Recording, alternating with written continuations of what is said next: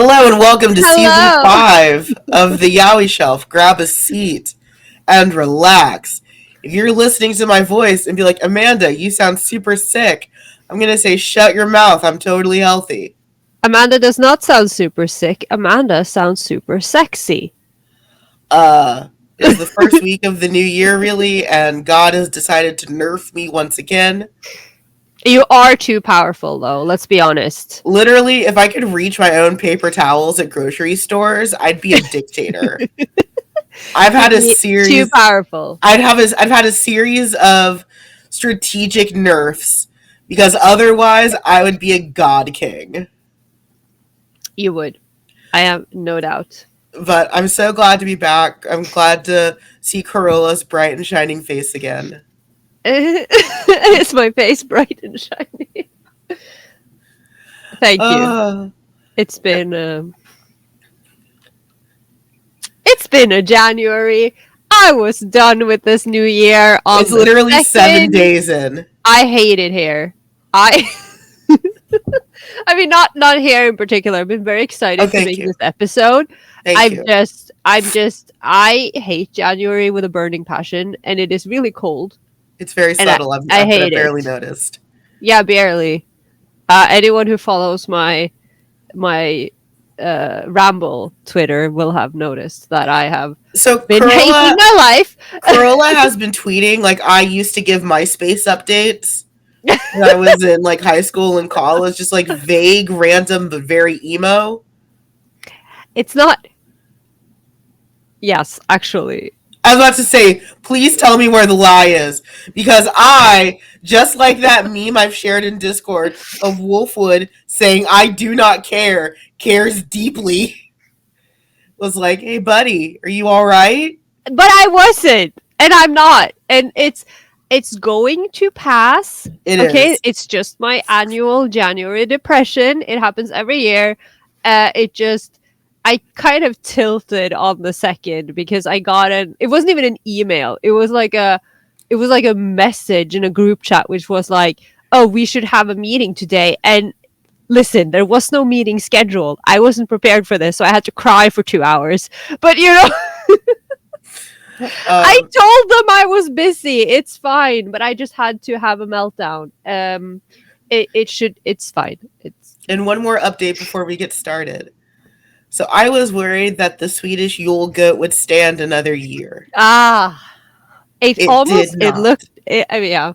I mean, technically, it's still standing. Technically, it wasn't on fucking fire, but a flock of jackdaws did greatly diminish its structural integrity. Amanda was very gleeful in my DMs about how her birds had delivered. My fucking bird. I was so smug. It's like fucking Wicked Witch. Just like, look at my pretties. And it's just this flock of jackdaws. Just reverse Disney princess the hell out of that goat. Literally me. So I'm so glad to be back. We're talking about shipping in Western fandom spaces. And I'm so glad to start the new year off with this because this year, when I tell you guys that this year is going to be one of the best years of the show, we are not kidding. This is true. I mean, we may be tired and, old and frail, but the upcoming season is going to be fire. Okay? Amanda's super not dying and is fine. I am absolutely not just this tattered cloth of anxiety. We are good.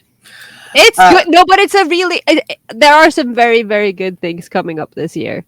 Yeah, there's some great things coming up this year. And we're not just saying that. No, which is a good time to remind our listeners.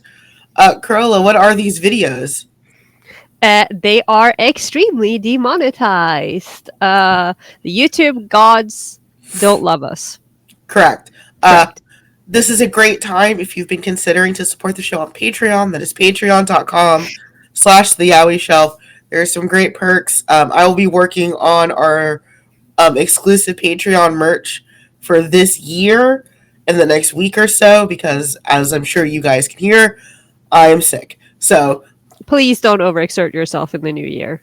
I am doing my best. My therapist will yell at me if I do. So this is a great time to support the show at patreon.com.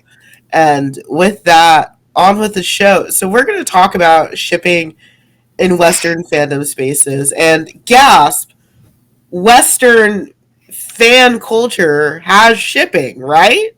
Wow. I didn't know that. I know. I have had to do some serious soul searching ahead of this episode because I realized, I saw you in my Twitter notifications. I have realized that I don't have any Western ships, and a lot of the ships that I immediately thought of as Western, I realized these are not Western. They're just live action. They're they're just real people. They are not West. Yeah. So yeah, live action doesn't necessarily mean Western. Apparently not. So, and not just that Western fandom has shipping, because of course there's shipping, but it has queer ships. And I think that's where we're really going to dig in. And I think it's important to go over. I'm sorry.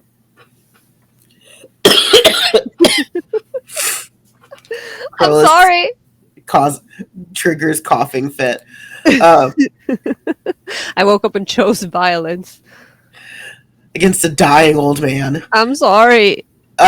So let's start off with something that is very necessary for this episode. Queer ships in Western fandom properties is not new. One of the earliest ships ever was Captain Kirk and Spock from Star Trek. So we're talking like 60s, 70s. Mm-hmm. This is not new.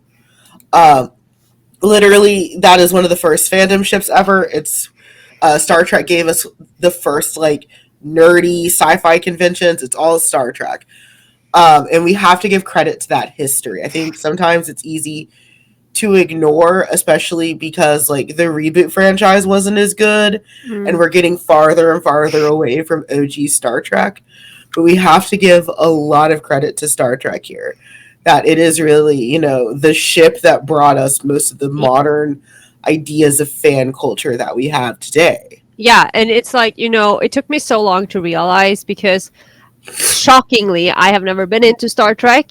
And, you know, even though we are, you know, fandom ancients, we're old, you know, by the, I guess, the calculations of the kids of today.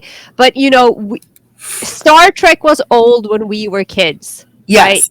So we weren't there. And so you have to kind of like, if you weren't into it, if you couldn't access the media yourself, you have to, you know, like me, I've had to read up on this and realize just how important Star Trek and the fan culture surrounding it was for, you know, fan cultures. Like cosplay originated because of Star Trek, Comiket originated because of Star Trek, and slash fan fiction very largely has its roots in Star Trek. Absolutely. And I think that's such a great point, is that like we're old by fan standards, and Star Trek was old when we were kids. So as we get farther and farther removed from it, it's easier to see why we've sort of lost that part of fan history. But I think it's really, really important to go back. Now, I know that there are some people that find like William Shatner to be really, really problematic. I mean, look at him. I don't know anything about William Shatner. I know, but I do think it's important, if you ever just like, if you have access to it, give those old episodes a watch, because you can see where a lot of the foundations of modern fan culture are rooted, and some of the conversations that we've been having about homosexual representation, about Black representation, about female representation, those all started with Star Trek. When I was at the Smithsonian Museum of African American History, there was this beautiful exhibit about like Black people on TV, and it talked about that first interracial kiss. Yeah. And it was like, oh my God, that was Star Trek. And that's amazing. And it also, again, because of where we're sitting in media, it feels like that happened 1,000 years ago. It didn't. No. But everything is moving recent. so quickly. Yeah, and it's like I've been going through some of my what do you even call it, like academic books as we prepare for this, because I don't know anything about Western. I mean, I do, but you know, it's not where I spend most of my time in Western Right. fandoms. So I've been reading up on it, and literally all the 3 books that I have been perusing could have just been called like a fandom history of Star Trek, because that's what it Yeah. focuses on. It is it is all Star Trek, but in Textual Poachers by Henry Jenkins, which originally came out in 1992. So the edition that Mhm. I have is from 2013, so it's a 20th anniversary edition, and it has like a, so they have like an interview and like a foreword that kind of Mhm. talks about how fandom has changed since, but and they are talking about how once the internet entered the picture, everything changed so rapidly, like we can't Right. keep up. So of course it feels like it was 1,000 years ago. Absolutely. Absolutely. You have a great quote in here. Do you want to talk about it a little bit? Do you want me to just quote it? Do you want me to like? Yeah, because it's Yeah. great. Yeah, so this came from my. I was about to say my namesake. She's not my namesake. I have a book Ah, by this scholar called Carola Katarina Bauer called "Naughty Girls and Gay Romance slash Porn," which came out in 2012, where she writes. If writing are categorized as fan fiction solely on the basis of their intertextual references, wait, I can't see the full quote. I have to full screen. If writings are categorized as fan fiction solely on the basis of their intertextual references to another text, one might as well argue that the genre originated 7 millennia ago. So she then right. uses the play Rosencrantz and Guildenstern Are Dead from 1967 as an example, because the main characters are actually from Shakespeare's Hamlet, but the characters die in the original text, and then they just basically were revived for this Yeah. new play. That is fan fiction, Yeah. essentially. It's I always actually been there. I actually got to read that for my literature show, and you're Oh, fun. correct. Yeah, it's a great book. I think you'd really like it. There are so many works of modern, especially American fiction or Western fiction, that are essentially fanfics. It's Yeah. Wide Cigar So See, which gives a backstory to Mr. Rochester and his wife from Jane Eyre. It's Grendel, which gives a backstory to Grendel and his mother from Hmm. Beowulf. Also, one of the books that I loved the most when I was in high school, and Is Not a Cry for Help. Okay. I loved Grendel so much when I was in high school because it's basically just this monster who is like just having like this giant angst fest. Like, why was I born? What am I doing here? I hate everyone. I can see how that would be. That And is I have very on brand for you. and I have my original like high school annotated copy, and I was just like, wow, no one listened to me. Because Oh no. especially like parents, like such like our generation of parents love to be like, I just don't know what's wrong with them. They don't express themselves or anything. And it's like me wearing all black all the time, openly saying, like, why was I born? Yeah, it was such a mystery. It's like what expression do you want? What Right, like language do you want this in? right, like am I speaking Dutch and everyone else isn't? Like I was very openly expressing myself. Um, Uh, so let's do a little bit of definition of what Western fandom spaces mean. yes. Because for the sake of this episode especially, we are going to say that of course anime and manga originated in Japan. I am not going to sit here and have the conversation about what that means for animation that comes out of China or Korea or anything like that. For the sake of this episode, if it comes out of Japan, it's anime and manga. And while I know that the Chinese, Thai, Korean, and Filipino stuff all has a name, we're not addressing that today. No. And even if those, say, the Asian medias or Mm-hmm. whatever, or even European media, right, Mm-hmm. has actually European is Western. Never mind, I'm an idiot. No, but the non-Western, like even if Right. non-Western media has a Western fandom, that is Yes. not what we're talking about. Exactly. When I say the West, I mean what most people consider to be the global West, which includes the US, Canada, England. You might be thinking, hey, this feels very like Eurocentric. Yeah, that's the point. You might notice that there's definitely like a quote unquote bias to like the UK and the US. Yeah, that's kind of part of the discussion. And that's kind of what, yeah, that bias is real. Because Yes. even if we are talking, like, I mean, in more recent years, look at the popularity of things that came out of, say Young Royals. I love to bring up Young Royals because it destroys my Mm-hmm. soul, and it's Swedish.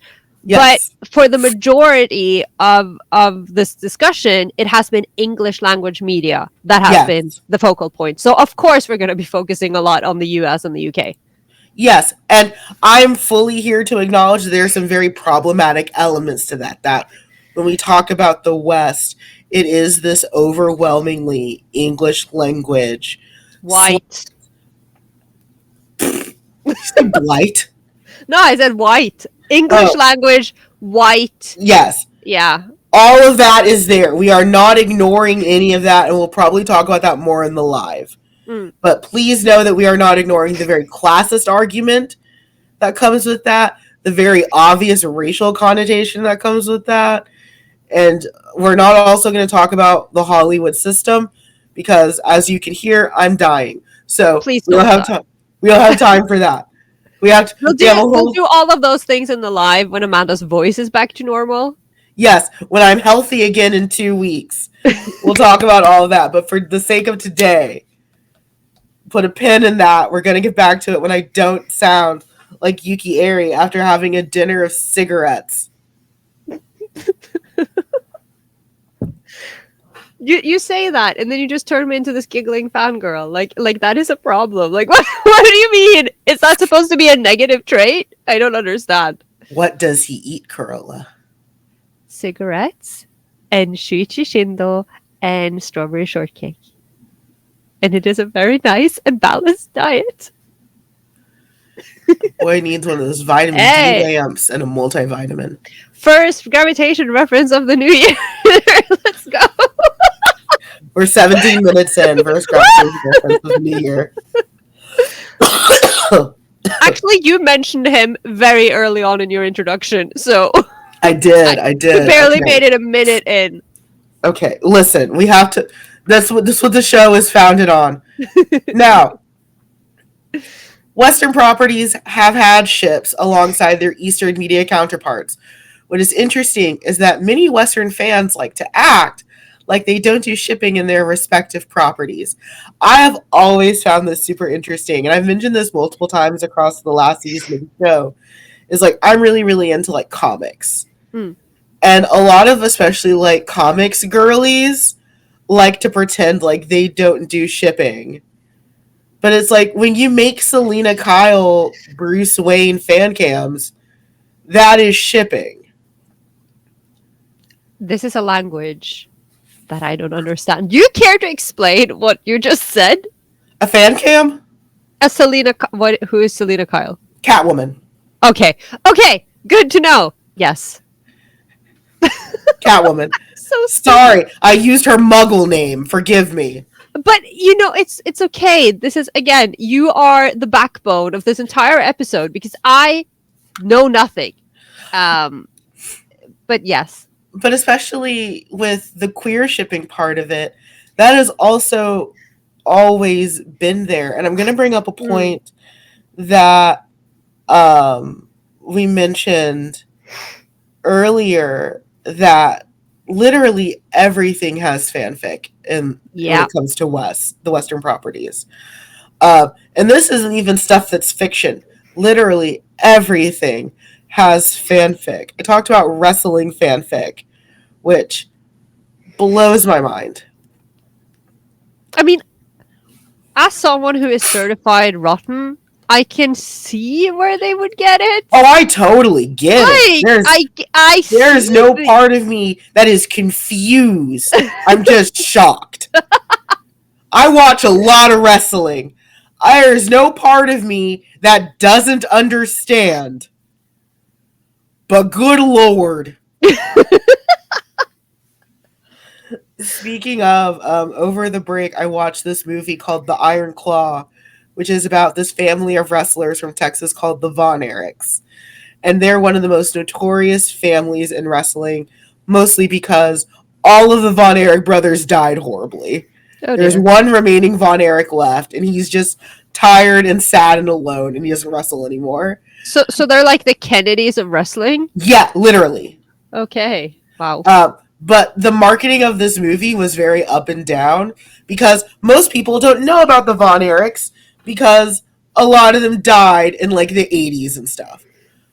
So the marketing of the movie greatly waffled between this is a sad, sad character study movie and this is fucking Rocky 45.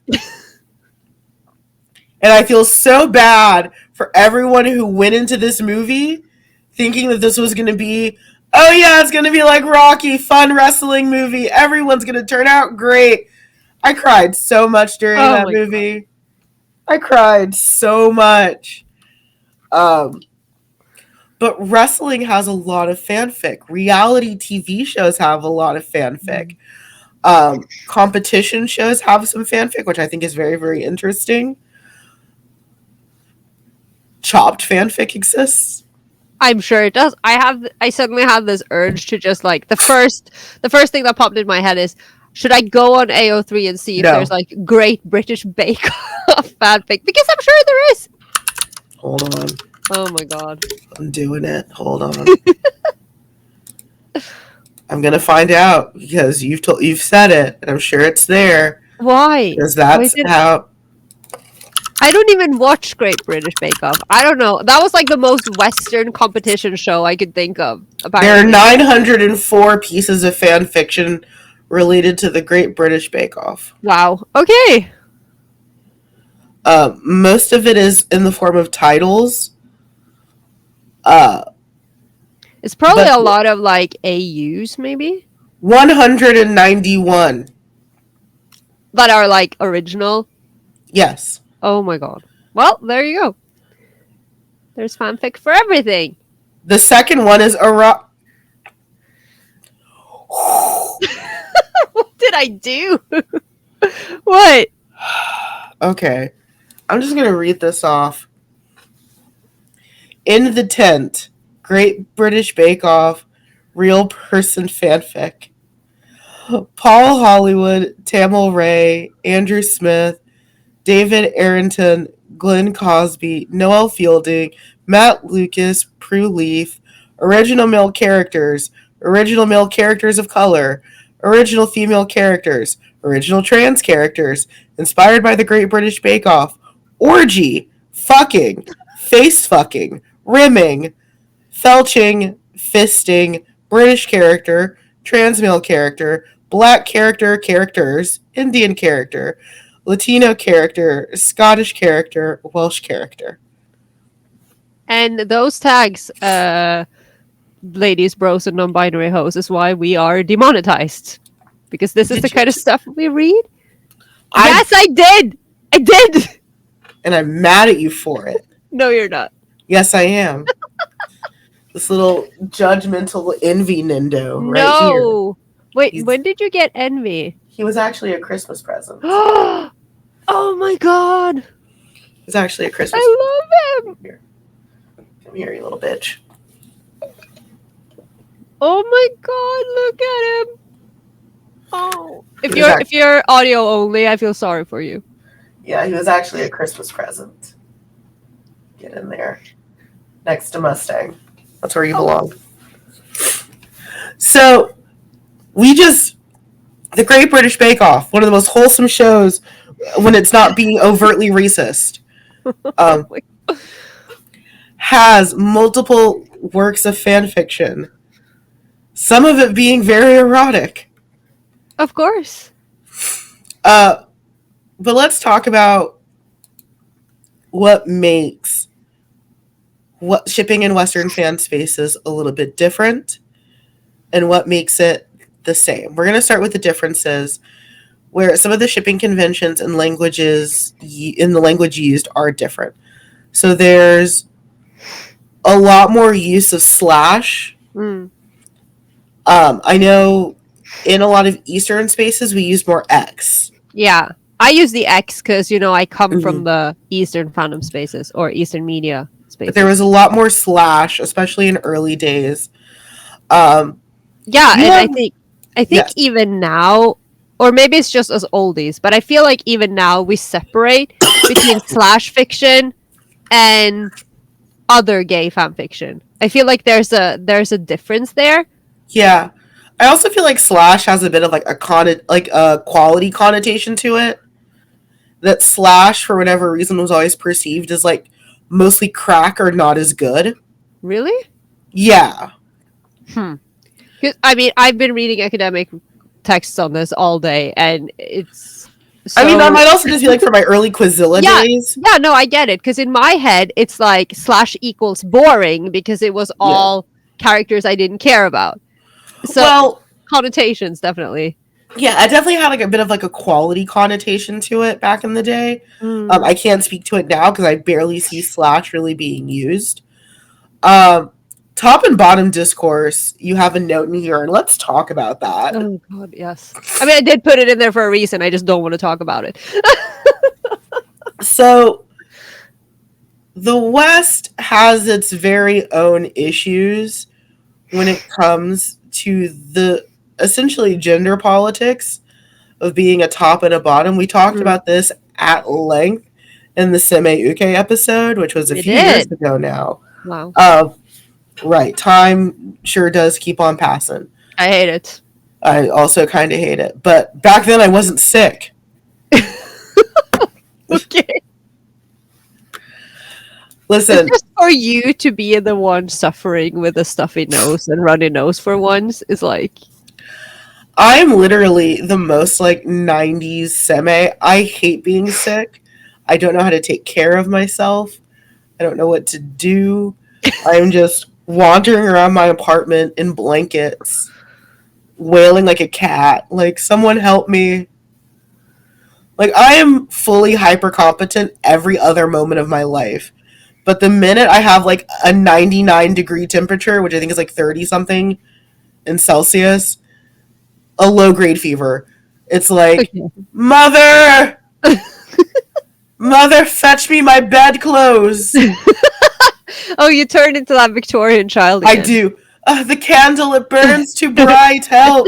Oh my God, the consumption, Yeah. it has come. Mother, the angels, they're coming for Oh me. my God. I I'm the do worst. I do feel you though because I rarely get like really sick, but I did get the flu of my life in January of 2007. Uh-huh. And it was the worst thing that ever happened to me. I was carried to bed on a Sunday evening because I was feeling a little like exhausted. And I woke up and I couldn't leave my bed for 5 days and it was awful. And I was so mad because every time I tried to lift my head, the world just tilted. So I couldn't do anything. I just lay there waiting to die. I don't recommend it. I don't recommend it either. But needless to say, we have our own top bottom discourse that is very, very Mm. much influenced by the West's own internalized misogyny and homophobia that comes with the top bottom discourse. And we import a lot of that into our fiction, where we do have these incredibly feminized submissives, but they're feminized in a way that is more like emotionally helpless than physically helpless. Mm. Like, if you can look at Yaoi and BL and be like, a lot of ukes feel very much like women in every aspect of the term, especially when you're talking about like, the golden era, like really like 70s, 80s, 90s, early 2000s. In Western spaces, we do find that submissives don't usually look like we would assume a standard uke to look, but they'll still act like how a standard uke acts, Mm. which is usually very, very interesting because that's usually very OOC, out of character. So it's almost like pushing a gender role onto someone. And it's interesting. It's interesting to see like the leaps in logic Yeah. that Western fangirls in those queer shipping spaces will have to take. And fanboys, of course, we don't want to discriminate. Yeah, and like I'm also just thinking about like the way we talk about it, because I mean, Yes. I may be completely off here because as I realize I know nothing about slash fiction because I never really read it, that I have always operated in the Eastern centric fan spaces where, Mm-hmm. the character whose name is first in the ship name or before the Mm-hmm. X is the top, or the semi, if you will, and Mm-hmm. the name that comes after is the bottom. And so I just always assumed that that was how it worked. But then I realized that in slash fiction, it seemed that it didn't necessarily matter whose name was first. At least that's how I perceived it. And then Mm-hmm. now I am seeing that younger people on the internet don't know this discourse. Like, because I'm seeing on AO3, like, there's one tag. Mm-hmm. And then it says who is the top or who is the bottom in a separate tag because the pairing just has one dynamic, it seems like. So Yeah, well, I can give you a great example, and of course, we said that we're going to talk about a lot, which is Supernatural. which was Destiel. mentioned, by the way, in Textual Poachers. Ooh, but Destiel, Dean Winchester, and Castiel, a lot of Destiel fics are not Dean as top. Really? Yeah. Because in my head, Exactly. that is Dean I mean, tops. obvious to But me. a lot of Destiel Huh. is not Dean topping. Interesting. Right. So it takes something that probably was set up to be this way, where I think there was like a fandom shift, especially as Dean and Cass's relationship changed. Mm.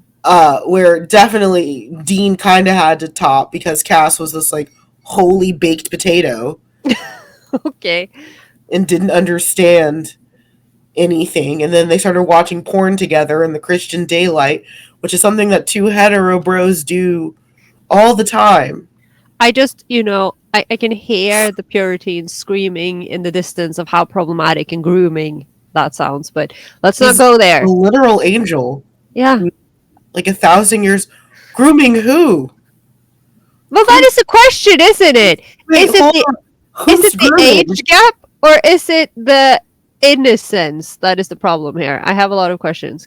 I don't want. I don't want to know. Yeah, I don't want any of those questions answered. Where originally it did have to be Dean kind of leading the ship because Cass just didn't know. And then a more recent trend has been Cass being on top, which is fascinating.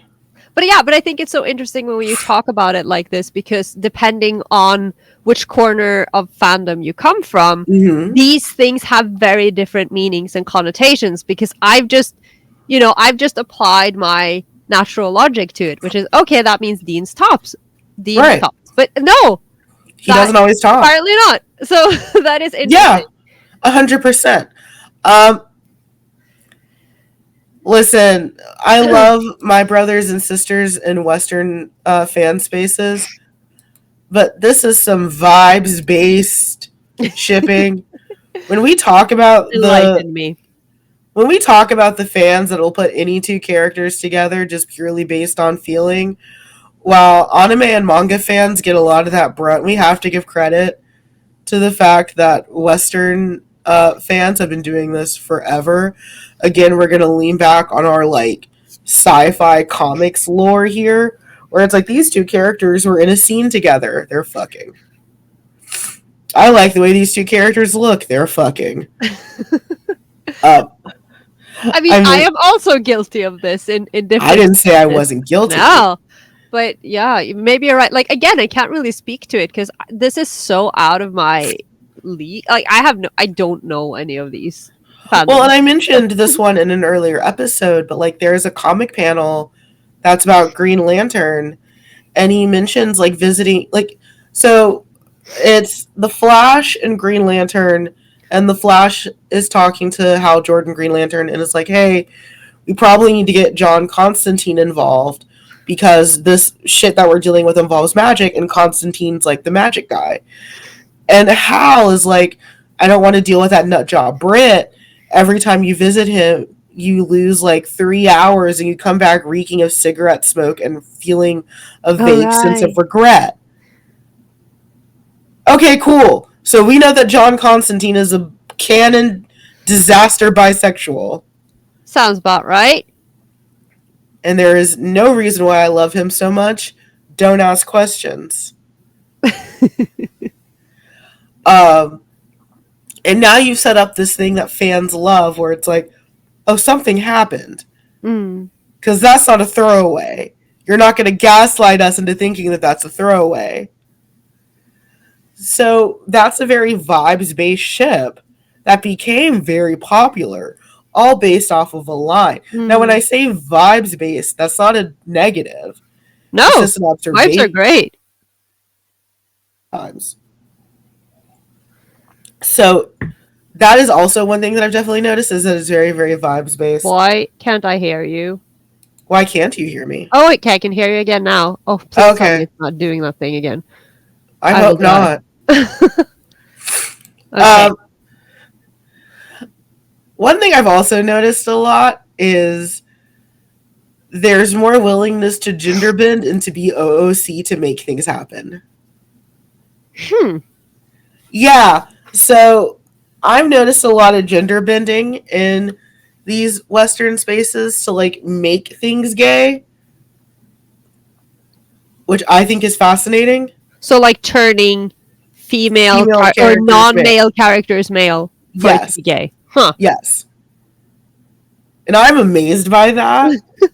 It's like, okay, I mean, blah, fascinating blah. because it's not like there isn't an abundance of male characters out there.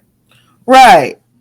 Which, Yeah, it's really, really interesting to watch in some places where it's like, oh, just let there are men over there, but you want this ship dynamic, but with two men. but I can understand that though because clearly I have reached a level where everything Mm-hmm.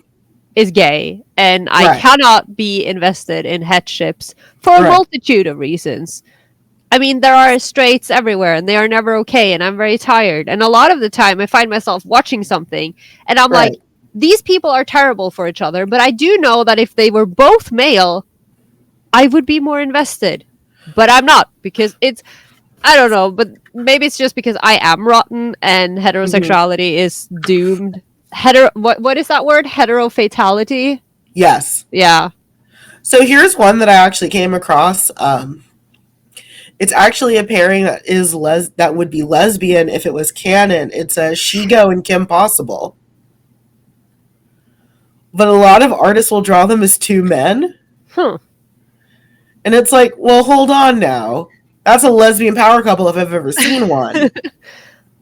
What is the appeal in making them both men? Interesting. Do you just want the vibes, which are the looks? And then where do you draw the line of how much changes versus how much stays the Yeah. same? Because at a certain point, if you're just lopping off tits, a man that does not make. No, this is true. Like, so what's. You get into like this like ship of Theseus question with gender, where it's like, okay, well, why was that decision made? And like, Mm. none of that is said in shade to any of those authors or artists. It's genuinely just a question of like, okay, well, what was gained by doing that? Why Yeah. is this pairing now more palatable to you that they're men, but really nothing would change? Yes. No, I was trying to make sense. Like, I think that I mean that my natural thought, apart from sure, it's a vibe, and you just talked about the Yeah. vibes, and I get it. But my first my instant thought is that it goes back to the whole equality or lack of equality between the genders and Right. male characters having more agency and having more uh basically just having more content and context and all of those things and that male Mm-hmm. characters are more interesting and like just carrying that over. But if it is about the dynamic between the characters in the first place, there should be no reason to change their gender other than you think it would be hot if they were two guys, which valid. I mean, we're not invalidating that opinion. Yeah, I'm just far trying from. to kind of, because I get it. Because Yeah. Sometimes people draw a gender bend I hadn't thought about, and then I'm like, yes, I enjoy this actually. Yeah, same. I'm like, oh shit, I didn't know that was an option. Let's go. And we mentioned this at the start, but also making characters a little OOC or out of character to make things happen. Again, my beloved Destiel. Sometimes you have to make Dean Winchester the most bottomy pillow princess in the entire world. And it's like, this is a man who literally like hunts demons and ghosts. Well, he can't be both. I mean, he can. It feels wrong sometimes.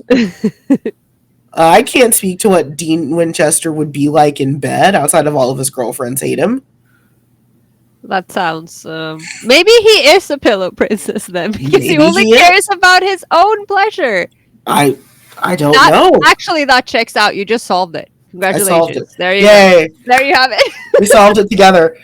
But sometimes you do have to make these characters really, really OOC, and that gets, again, something that we talked about last season, that gets a little bit interesting when we're writing fan fiction about people that are real human beings, even when they're playing characters, especially when they're not playing characters. So I saw that Great British Bake Off tag up. Why? I just haven't closed it out. And one of the options, there's another one shot that has Viva La Bam. Real like Bam. Bam Margera. Okay. I didn't know there was a Viva La Bam tag. Well, I don't want to know what's in it. I used to love Viva La Bam when I was in high school. Again, totally well adjusted. No problems here. So I have never watched Viva La Bam because I have so much legitimate trauma from watching Jackass, and he was on Jackass. I loved Bam Margera. Oh I didn't care how greasy he was. I thought he was sexy. And I regret some of the decisions that I made when I was younger because I historically had bad taste in men. Well, and now you have a whole new fanfic tag to explore. Congratulations. I clicked on the Viva La Bam real person fic. Why? And I've made a mistake. Oh my god. This is Ryan Dunn, ex Johnny Knoxville, ex Bam Margera, published in 2023. Ryan Dunn's dead. Oh my god. Okay. One of the tags is Bam is so baby girl coded. Did you just click on it? I didn't click on the full thing, no. Okay, because I heard it click out, No, that was Discord. Jesus.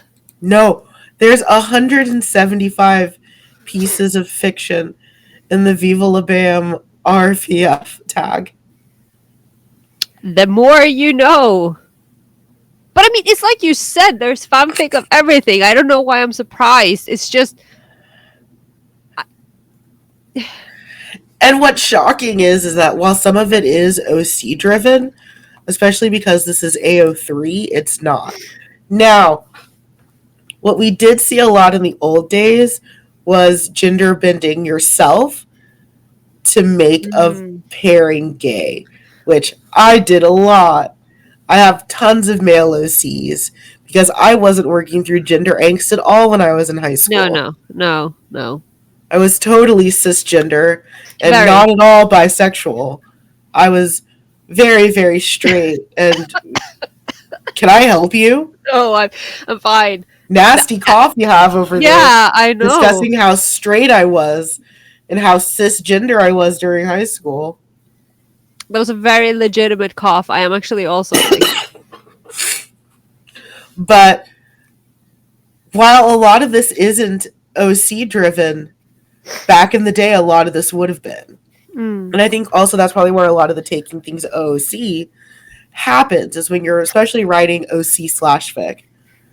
That you do have to make things out of character because otherwise you have to invent a reason why these people, especially these real people, would care about you. It is Yeah. much easier to do that in a fictional space where it's like, oh, I can create an OC that happens to be one of these characters' other friends that maybe you don't meet in the original story. But okay, sure, yeah, it's plausible that in, these years that aren't as well written about, that they had a friend or a cousin or a sibling or whatever Mm. that appears. You can't do that for a real human person. I mean, you can, You because can. fan works do exist, but I think it's interesting because one of the chapters I read in Textual Poachers is the chapter that is about reading and writing fan works in general. So this is Yes. the general, and in the introductive paragraph, someone, I can't remember who is quoted here, but describes fan works, or like describes the media or the objects of the Mm-hmm. fan work as silly putty, because you can Mm-hmm. shape it to your desire, right? And that is Mm-hmm. essentially what you're doing. And if you have to turn them OOC or gender bend them to do so, Mm-hmm. then you do it in order for that fanfic or whatever to work. Right, absolutely. And there's nothing wrong with that. Like, by no means, again, like, are we making any negative value judgments here? It's just a part of the thing. Yeah. Um, wow, zines Yeah, sure are back. they are. I used to think that fanzines was something that was, I mean, this says a little bit about my background, but strictly uh, in regards to punk music Yeah. and passed around Europe. That's how I know fanzines. And then I realized that people used to make scenes about everything, including Star Trek and Yes. Star Wars and Yes. whatever. Apparently, one of the things that I have been reading a lot about in this book that keeps coming up, I cannot not remember what it was called. There is this one sci-fi show that they keep mentioning that I had never heard about, that now I realize. Battlestar Galactica? No, it's not Battlestar Galactica. It has a 7 in it. Wait. Let me check. Because I have it here. It's the first red note. Blake 7. Huh. I've never heard of this until I started reading this book. Yeah, I've never heard of this either. And I know what Red Dwarf is. I know nothing. But yeah, Blake 7 was apparently a huge deal in Western fan spaces. Well, damn. But yeah, we've definitely seen this resurgence of zines, short for magazine, for the kids that don't know what a magazine is. Mm. So my understanding of zines comes from like the literature feminist side, Oh, yeah, that too. like the very like Lilith Fair kind of like zine, Mm. where it's like, here's a bunch of women who kind of hate men writing some poetry, but also some of them make good points, so don't ignore the whole thing. But I just think it's so interesting because this seems to have been such a, because they were self-funded and Yes. self-published and driven by, the same people who read them contributed to keep them going and to fund their Yes. own habits, right? And I think it's so interesting to see that coming back now as almost like, I feel like it's almost like a Western counterpart to the doujin scene, but Yes. it's much more because a zine is a collection of several artists and writers and different plots or prompts or whatever, whereas a doujin typically has, is one story. Absolutely. And yeah, you can definitely see it as kind of this response to doujins. And I went through a phase where I really, really loved zines, especially because it lets you support like one thing. Hmm. It's like, hey, here's this one character that you like, or this one concept that you like. Here's a bunch of stuff around it. And for some of the zines that I supported, the merch was great. Everything was great around them. I kind of stopped just because one, physical space, I ran out of it really, really fast. And two, a lot of the zines, especially the Western American driven ones, didn't have a lot of drama. Or like sometimes the artists don't always get paid what they should. And there's like really, really bad delays that aren't communicated well, which no one cares about delays. What they care about is communication. Hmm. So I kind of stopped supporting zines just as I started like running out of physical space. But yeah, these zines were a great place too, especially if you did like a Western property ship, especially that there were entire zines that were dedicated to like your Battlestar Galacticas, your Doctor Who's, your Supernaturals. We're not going somewhere with this at all. Nowhere. No, this is a total dead end. And we're not going to mention the very obvious thing that we've been talking about for years. Dead end is a fun expression. Amanda's not dying. Everything is fine. Please hang in there. What are some things that are exactly the fucking same? Oh, so many. Many of the tropes are the exact same. Yeah. You listed Formula plus Utopia. Do you want to talk about that? Okay, because as I was reading, again, this has been a very educational week for me as I have been plowing through these tomes. Because as we all know, my expertise in air quotes is in BL history. Mm-hmm. And so much of what I've been reading up on /fandom history is exactly the same.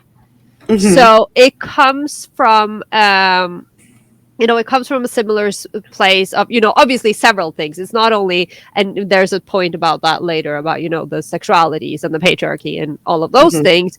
But, the same when you talk about the tropes, for instance, we see that a lot of it is formulaic, right? So you have your first times and you have they didn't call them AUs, but like AUs, essentially taking a ship or taking characters out of their setting and putting them in, for instance, a historical setting.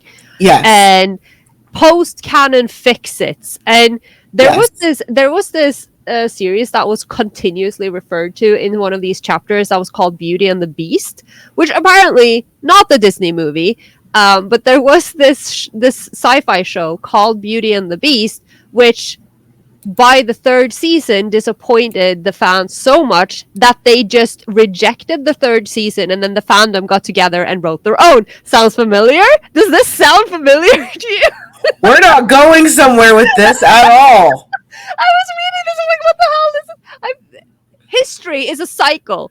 And so many of these tropes, right, and these formulas that we find in so many fan works, but also the utopian. And of course, there are dystopias, because everyone loves a good dystopia and hurt, comfort, and angst and all that. Yes. But the utopia of, delving into via the homosocial relationships to the homoerotic, and then the whole everyone is gay and everything is great. That's utopia. I don't know why homosocial makes me laugh so much. I love the word homosocial. Like, I know it's a thing, but I was like, so in X-Men, the race of mutants is called Homo Superior. Oh. Well, I mean... I'm sorry, I'm fine.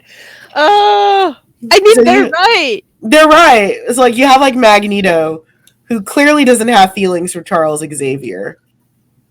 Wait, I do have Western ships. I just didn't. Okay. Thank you for unlocking that part of my brain. Yes, because marriage. So you have Magneto, who clearly doesn't have feelings for Charles Xavier, constantly saying, we are Homo Superior.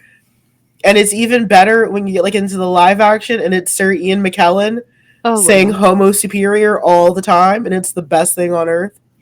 That is amazing. Yes. Just like Homo Superior constantly. There's a great X-Men podcast called Cerebro. It is honestly like the podcast that I dream of being one day. I love Cerebro. It's this great like queer host who's amazing. I'm gonna have to look this one up. You would love Cerebro. And they have a bit where they talk about what gay life would be like on the fictional mutant-only island of Krakoa. And they make a joke that Emma Frost's brother, Christian Frost, should make a gay club called Homo Superior. I would go. Same. I would go to Homo Superior. Yeah. But to your point, as I continue to unfortunately look at these Viva La Bam fan fictions... Please close the tab about I will not close the tabs. Oh You my can't god. make me. Um, there is a lot of very, very obvious like tropes that are used in here. Um, we have a lot of like character death. We have triangles. We have a high school AU. We have a band fic because Bam was in an actual band. Hmm. Uh, I'm just so here's one thing that isn't in the outline, but I definitely want, but we're definitely going to talk about in the problematic element. So I'm just going to hold on to it for a minute. But I'm noticing a trend here, and it's upsetting. Um, much of the fanfic structure is very, very similar. You Yeah. know, fanfic is fanfic across most boards. Though every once in a while, you'll see more script fic. I used to write script fic Hmm. because it was easier for me, especially having severe undiagnosed ADHD. So every once in a while, you will see some old script fic. I don't know how that would fly modernly. And when I say script fic, I mean like writing it out like you would like an old like Yeah, like Hollywood movie script. So you yeah. have like name, their line, like a sentence or two for action, Mm. another character, usually like italics or something for thoughts. Like it's written out Yeah. like a TV You script. but it's interesting because what I do see a lot these days is like group chats, text Yeah. messages. It's similar, right? I mean, it doesn't Yes. have the cues, but it's the same vibe. And I think that those are interesting, or like ones that are all done through phone Yeah. calls, which, you know, we're old. So I do enjoy a good chaotic group chat if it's written well. I do. I think the biggest thing is that sometimes a lot of the chaotic group chats, they don't do enough to distinguish which character is typing. Hmm. So I'm just like, who is saying what? Yeah. No, I think if you know who's talking, I mean, I know we're talking about Western fandom right now, but I just want to point out Are you that going to talk about Ken Porsche? yes, because I read this one Kin Porsche fic where I had to put my brain into it a little bit to figure out who was who because all of their names were puns. Because their names are basically like objects or like Yes. words. So like arm was named leg, and Porsche was named Ferrari, and you just had to go through it and like, okay, who is who, and then enjoy the I'd fic. be But so mad. it was really fun though. I Okay. see where they came from because they were all naming each other in the group chat like for fun, and I enjoyed that. Fan cams and AVs, those still exist. They do still exist. We also see a lot of thirst for actors in roles, which I'm Yes. here for, especially if it's Matthew Lillard. I mean, He has no business being as hot as he is. Billy and Stu forever. Listen, please. See, Oh, but I do have Western ships. It's all coming back to me now. It's like Billy and Stu. so I had a moment Magneto and like Xavier. Yeah. when I'm working, I'll usually have like a TV show on in the background because I need noise and stimulation. So, firstly, I was watching old episodes of Law and Order. Totally forgot that the actor that plays Big is in like early Law and Order. You And it's call like, him that's big? from Sex in the City? Oh, okay. Yes. Sorry. Yeah. No, that's what I thought you said. But you see, there's a big in my life, and I got confused. I'm fine. Yes. You whore. What? No, the big in Kin Porsche. I know who it The is. one with the little. I've Yes. met him. I know. But I was like, that's Big. I was so distracted. And then there's an episode Huh. of House. I love House. House is like my Roman Empire. House and ER. Those are my Roman empires. Outside of the actual Roman Empire, because I was a classics major. I mean, yes. Um, Shocking. there's an episode of House where it's Captain Holt from Brooklyn Nine-Nine, rest in peace. Lin-Manuel Miranda's in one of those episodes, playing a manic depressive who is like House's underling. Hmm. Jeremy Renner pops up in an episode. Me trying to Meatloaf is in an remember kind. episode of Me, House. is there anything Meatloaf doesn't just randomly appear in? Okay, the episode that Meatloaf was in was great. Like, it was really, really, it was a good episode. It was a fantastic episode. I think it was the one where one of the doctors had committed suicide, and House is trying to figure out because he thinks that, like, oh, it's everyone's fault but his.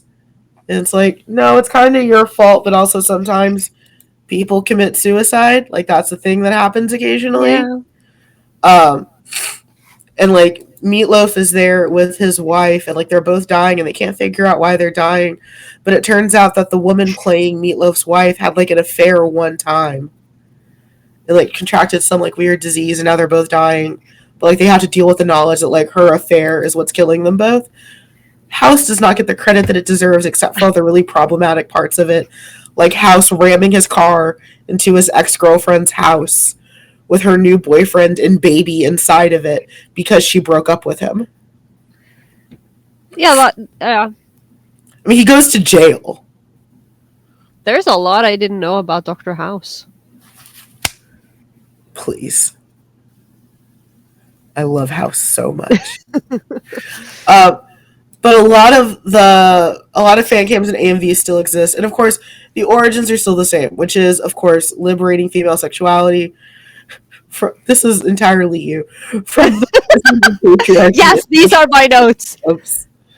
And challenging the constructed male sexuality. Are we talking about the top bottom thing again? Yeah, because when we were talking about it, I put in a note because in the same way that it is different, it is also the exact same, which is, again, I was reading and there was this one person, I am terrible at this. I will cite my sources properly somewhere else. But there was someone in Textual Poachers, I believe, who basically said the exact same thing that, you know, you find all the BL scholars saying, which is essentially that slash fiction kind of meets in the middle, where it's like these characters have both male and female traits. So in the in for instance the shipping of Kirk and Spock, you'll have like Kirk has a lot of manly attributes because, you know, he is a captain and he is this male hero character, but then he is also like soft and vulnerable. But then Spock is, you know, larger and he has all of these like masculine traits, but then he also has like a cycle because he has that whole mating thing that I don't know what it's called. And so they both inhabit these male and female traits. And so in slash, as in BL, you kind of you transcend the gender borders and create like a new form of, you know, it's homosexuality, but it represents all genders and all gender roles. So absolutely, it's entirely the same as you find in the BL genre. And completely. And that's such a brilliant point because, yeah, like, especially with like Spock and Kirk, there is a lot of like, oh, well, Spock is the manly man because he's very rational, doesn't have emotions. And Kirk, who to every like stereotype is a machismo manly man, but he's emotional. He has these like really, really crazy up and down like mood swings. Like, I can see why, especially like, you know, fan logic trying to fix it, that they would bring in. And unfortunately, again, we're going to bring up our favorite topic, which is internalized misogyny and homophobia. Yeah. That we bring that old baggage into that conversation. That, of course, Spock is, you know, the perfect platonic ideal of a man because he doesn't have these strong emotions and he's ruled by logic and he doesn't feel. Yeah. That's what makes him manly. Okay. Let's see if I can just find this one quote. Are we quote hunting? I am quote hunting. I don't know if I'll actually find it, though. Do you want me to move on to the next part? You can move on and I'll let you know if I find it. Okay, so are there any problematic elements to this kind of queer shipping in Western fan spaces? No, perfectly unproblematic, obviously, because it's Western. She As said, much, dripping with sarcasm. yeah, as much as Westaboos would like to say that, that is not true. Let's talk about the incest involving real human brothers and cousins. I am having violent flashbacks to the years of Tokyo Hotel. So for those of you that were on Quizzilla, um, you might remember all of the fanfic about My Chemical Romance and Fallout Boy. Some of those bands involving actual family members, and many of them having slash fic about those actual family members doing actual kissy things. Now, were both of those bands a little bit gender bendy and a little bit flamboyant? Yeah, sure. But those are human beings who are Yeah. human related. I mean, I immediately think about Tokyo Hotel because I hated them. Um, Mm-hmm. I will admit, I think I've heard one of their songs. I hated them because I was in my peak Visual K discovery phase, and everyone thought I would like Tokyo Hotel because I Yes. like Visual K, and there was a whole thing. And but what I really, really, really hated was the fandom because Yes.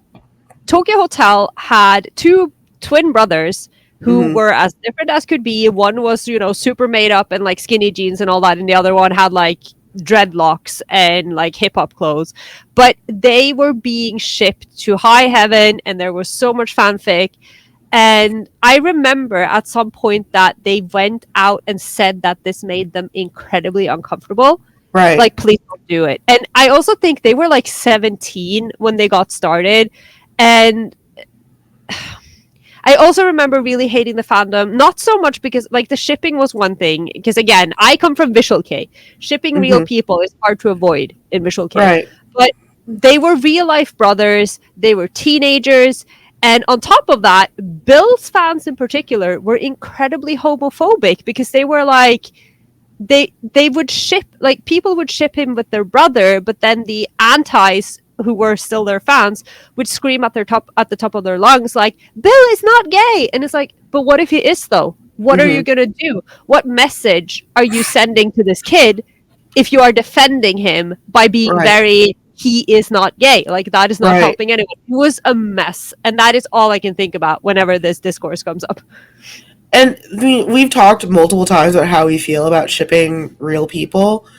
So we're not going to talk about it as much right now. But there is a subsect of that that kind of sparked something in my brain as I was going through this Viva La Bam tag, Oh my god, the Viva La Bam tag.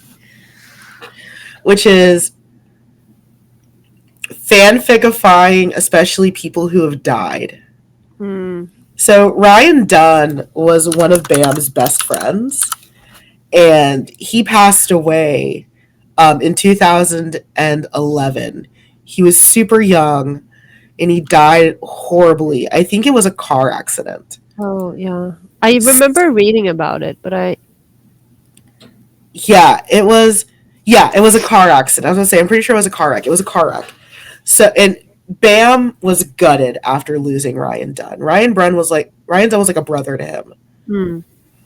A lot of these Viva La Bam fics have like Ryan Dunn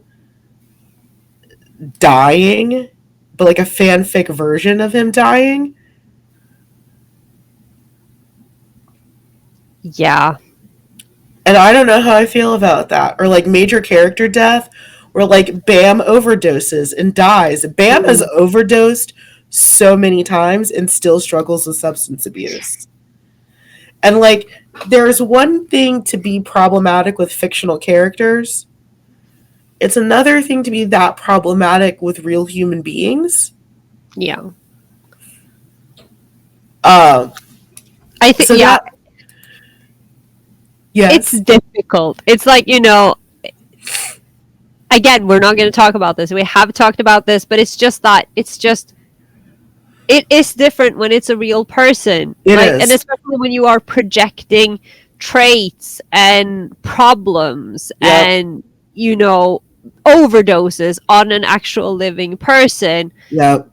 And just I am thinking about these kids on the internet who are like defending tooth and nail these fictional characters, like these drawings on a piece of paper, and Right. then I'm like, but then I'm not saying that the same people are doing it, but then projecting something onto a real life person. Like, okay, if you can imagine, I I feel objectified when you objectify Deku, okay, but imagine being the person who's being cast in a fanfic on AO3, but you actually exist in real life, and someone Right. wrote about your life. Like that is, it's it reminds me of that. I think it's on Graham Norton.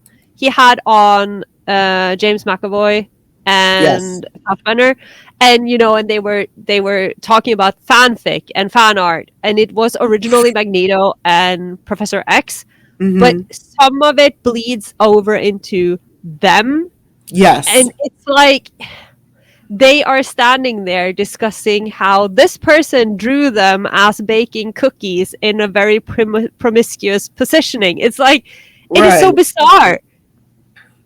And there are some actors that love it. Like we've talked Yeah. about how Mads Mikkelsen loves it. We've talked about, how like Matthew Lillard has really accepted like being like the internet's like next daddy. How Pedro Pascal ran with it. But not every but one, those actors are the exception and not the rule. And two, just because some actors do it Mm, does not mean that every actor can do it. We talk about it every episode, yeah. like Misha Collins and Jensen Ackles. Misha Collins is probably one of the biggest Destiel shippers that has ever Destieled. Yeah. Jensen isn't. And it's like, I think, and it comes down to basic respect, like, because when it comes to fan works of actual fictional content, that is Right. slightly different. Obviously, you're going to have like copyright, and there's always going to be you know, some author or Mm-hmm. conglomeration out there who's going to be like, please, we don't want you to profit off of this or post this. But Right. if a person goes out and says, hey, this makes me uncomfortable, don't depict me in these situations, or don't write this stuff about me, you should Right. respect that, because they are an actual human being. Like, that Right. is And again, we're not thought police. Like, I'm not calling any of these creators in this Bam Margera tag and this Viva La Bam tag that I closed. I did close it. okay. Um, Bad people. I'm not making like value moral judgments. I just think that like that's something that we don't talk about enough, especially when we come to these Western properties, because a lot of them are very like person or actor driven. Yeah. So like, yeah, when you're talking about doing any kind of shipping in a lot of these properties, like, while it's easy to say that you have multiple versions of some of these characters in your head, it's probably a real human actor you have in mind. Mm. And because of that, the ethics of that shipping is always going to be a little bit interesting. It's like we mentioned that when we were talking about like Magneto and Charles Xavier. Well, yes, there's decades of comic book versions of Charles and Magneto. I would be a fucking liar if I didn't say that I'm not imagining either Ian McKellen and Patrick Stewart Mm. or Michael Fassbender and James McAvoy. Yeah, because they are inherently tied to the characters. They're the Right, popularized versions of the characters. right. And again, like, the ick level is different for Yes, everyone. For me, it's like, I feel like I'm able to separate the characters and the actors. Like, if you tell me that this is a fan art of Xavier and Magneto, mm-hmm.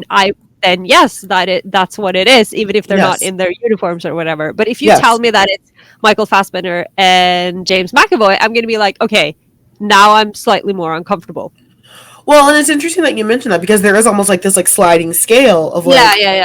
yeah, it's easier for me to quote unquote sexualize the younger version of them. But like the idea of like over shipping like Sir Ian McKellen and Sir Patrick Stewart just like feels disrespectful. But also I think of like as of their place in canon, they are clearly divorced, which is why they have so much angst. Yeah, I do love that angst. No, I love it, but like they clearly were married, things went Yeah, yeah, wrong. yeah, absolutely. And now they're just old, bitter, and like Like, hanging I'm out with not their respect. lying. Right, like now they're just like both old and bitter and hanging out with like their like respective new gangs. Hmm. And it's like, oh Of young Charles. people, by the Yeah, way. of young people and beautiful women. Even though they're both very gay, it's like, look at me and my beautiful trophy woman over here that I am not interested in.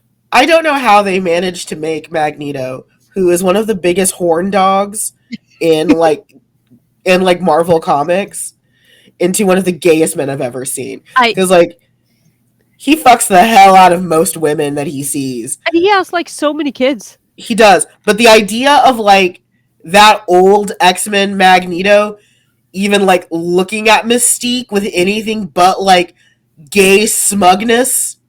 No, I think it's one of those compet overachieving things. You know, he was Oh. like, I have already been to one concentration camp. I have to prove that I am also a mutant. I have to prove that I am as normal as I can be. Let's have sex with all these women and sire some children. That will convince them. And then by the time he's in his divorce era, I mean, He's just hanging around with twinks and partying with yeah, Henry Superior.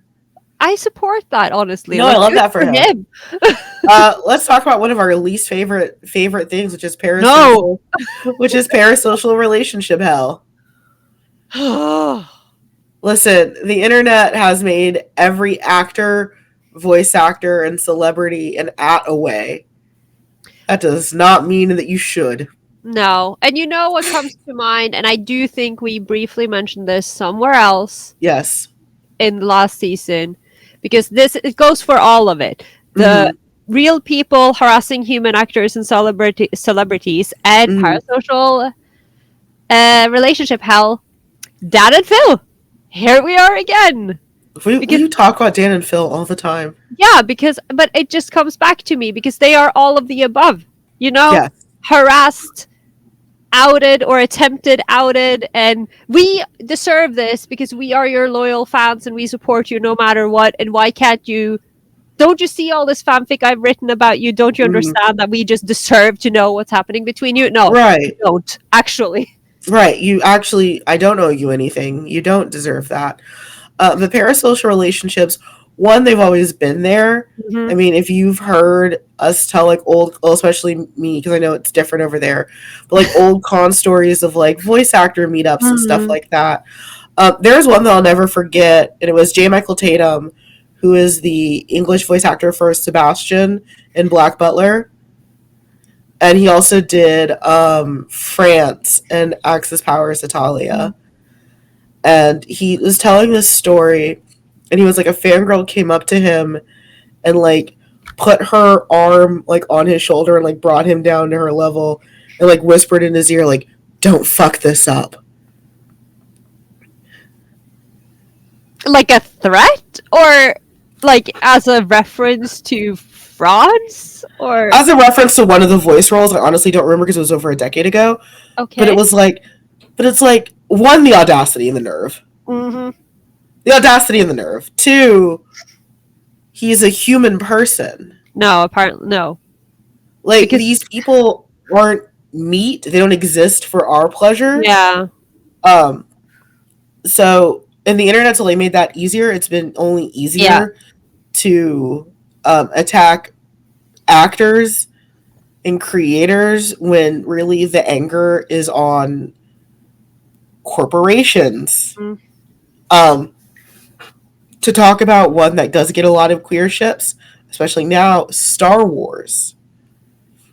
A lot of people put their frustration at Star Wars on the actors, especially oh my god, it's Daisy Ridley, right? Yeah. Yes. Especially Daisy Ridley. And especially a lot of the queer shippers did, because everyone was convinced that like Poe and Finn were going to be Endgame, and then Rose Tico shows up, and oh my god, everyone was so mean, not just to Daisy Ridley, but what was her name? Kelly Marie Tran. Yeah. People were so mean to her that she like left the internet. Yeah. And yes, there was a group of fanboy that was racist and just sexist, but there was also a lot of people who saw her as an impediment to the Poe Finn endgame. So that's one of the biggest things that makes kind of this discourse difficult, is that especially in these bigger properties, a lot of these fans tend to hide in these waves. Yeah. they hide in the overwhelming waves of, oh, we're going to attack, this fucking actress because we don't like how this series ended. So they can almost mask that they've been just as terrible. And it's really sad. It's really frustrating. And it's something that, it's hard to do when you have fictional characters, though again, not impossible. I just the audacity, just the straight audacity. Yeah, no, honestly. Um Because of course, blame the actor playing a Right. role for a decision that was made by the corporation and the people writing the script. Okay. Right, exactly. Like it's absolutely like Kelly Marie Tran and Daisy Ridley got together like in a dark room. They met in their trailer, like met in their trailer. on the back lot, and they just plotted against the Star Wars. You individually. Yeah. They had your name written on it. Oh yeah. That is It's like- exactly how it works. And how to ruin Star Wars. It was them. Yes. No. Disclaimer, it was not them, please. It was not them, please. Here's the last one that I think is the most frustrating is seeing Western fan spaces as superior to Eastern ones. And the hypocrisy, if you see the Yes. parenthesis. Because while we are have a tendency of seeing Western fan spaces as superior to the deranged and weird and problematic East, fan cultures in and of themselves are also considered inferior to normal media or normal literature. So we already have, the disadvantage of being, disenfranchised as, oh, these weird, when we grew up, like everyone who were they making fun of in all the shows, it was the, the geeks and the Trekkies and the, anyone who had like weird hobbies. Yes. And then the same people are looking down on people who have weirder, I'm using air quote, hobbies. But yeah, but the racism is blatant. The racism is so blatant. The xenophobia. And also, and this is something that you've heard me talk about on the show, the racism and sexism within these fandoms. Oh, yeah. Yeah. So, like, I'm Black and female presenting. People for decades were convinced that I was in this like horrible long con. That I'm not really a comics book fan. I'm not really an anime fan. Are you planning on coming clean in the new year? Like, New year, new me. I haven't been a fan of comic books my entire life. That's the truth. That's the truth leaving me. The truth will hurt, Yeah, the truth hurts when it leaves you. I did not recite the spell to summon Etrigan the demon when I was out with a friend recently. Sounds incredibly fake, honestly. Yeah, I you know what? 2024, I clearly don't love any of this comic book stuff. I don't have fucking Batman pins sitting next to me because they need to go on one of my shelves. No, and I obviously you can speak better to that than I can. I mean, as a female presenting person, or a person who actually identifies as a woman, I do relate to the misogyny within the fandoms. But I am white, so when I started learning about, I started following, what was the name of that site? It was like, I can't remember the name of the site. It's okay. It was about Black fandom experiences. Anyway, it was a really good site. I think it's closed down now, but I started following them, and I had no idea that it was so prevalent, that basically this idea that there is no space for people of color in fandom. I was like, what? It was such a bizarre notion, because we're all nerds, and right. Yeah. It's crazy to think about that. Yeah, because like there was a long time that people were just convinced that like, oh, Black people aren't nerdy at all. That all we like is hip hop and rap and wearing our pants so low you can see our underwear. And it's like, no, like there's one of the things I love about like the modern internet right now is seeing the prevalence of like Black alt TikTok, like alternative. Yeah. Because that was me when I was in high school. I was a black scene kid. Mm-hmm. And I felt so alone. Because I didn't see other people like me. But we were always there. Yeah. Like in my anime club, I was the president, and I was one of the few black kids in it. Like I always felt so alone in my respective spaces. Mm. But, the internet has really made it apparent that like we were there, our experiences were valid. Yeah. We just didn't see each other. Also, I'm sorry if you heard a bell. So I got Mari Lewid button pin. Oh. And if you don't know what the Mari Lewid is, it's this Welsh tradition. The horse. Oh, well, Yeah, it's a horse skull, usually like on a stick, wrapped in a cloth. And they do the whole like wassailing thing where they come in and you have to like tell riddles to the Mari Lewid and they'll ask for liquor, and it's great. But I got a Mari Lewid pen. Of course you did. Shut up. I'm not saying no. I'm happy for you. I like that strange dead horse thing. It's a great tradition. Yeah, because I'm not a nerd at all. I don't know what I'm talking about. No, you don't. I'm so normal.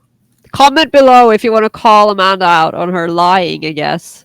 Because Yeah, call him. Yeah, feel free to comment below if you think Amanda's a fake fan wearing a Stan Rio shirt. I know you are. And surrounded by Nindos on all. Clearly, that is a green screen. I have a Clockwork Orange Nindo. You're not fooling me. Trust me, I know. Also, hold on. So I got the Dumbo squid case, and I put one of Envy's faceplates in it. Oh no, cute. I love the Dumbo squid. No, but one thing that came back to me, remember, because when we talked about language, the yes. language that is used about shipping in the West compared to the East, there is a lot of, I don't even want to touch it, but there is a lot of discourse right now that is covering that exact point, and the Western fandom is superior to Eastern, because in a lot of Eastern languages and in a lot of Eastern fandom language, CP means coupling, right? As in ship. Yes. And West has decided that since CP is something completely different in the West, which it shouldn't be, because the correct term is CSEM or AM, depending on how you want to spell it. Yeah. So a lot of people are just blatantly xenophobic because they just don't want to accept that other languages exist, and they're just like, well, in the West that's not what it means, and therefore this just proves that you are all degenerates and we are better than you. No, we're not. And I think it's the hypocrisy that's the most frustrating part of it, because really that has been there since the start, is that it's like, oh, well, us in the West, we're clearly so different than those degens in Asia. And it's like, yeah, I wonder where I've heard that before. Could it be imperialism? Right. It's like I've read your Batman porn. You're not better than anyone. God, have you seen all the Batman Joker discourse that's going around Twitter these days? I don't know what happened, because we hit 2024 and the antis have discovered the word CP for couple. They've discovered Batman and Joker ships. And they have discovered Death Note. And I am fucking losing my mind. I have been very little on the internet this past week. And yet, what is happening? What is happening? Exactly. And it's like, it's so funny to me because like I'll see these like ships like Batman and Joker, which has been a ship in the fandom. Yeah. Like since the start of fan culture. I literally learned yesterday about that one universe where the Flash does something and then Bruce Wayne's parents, Flashpoint, Batman and the Joker. Yep. And I was like, what? Yeah, so in Flashpoint,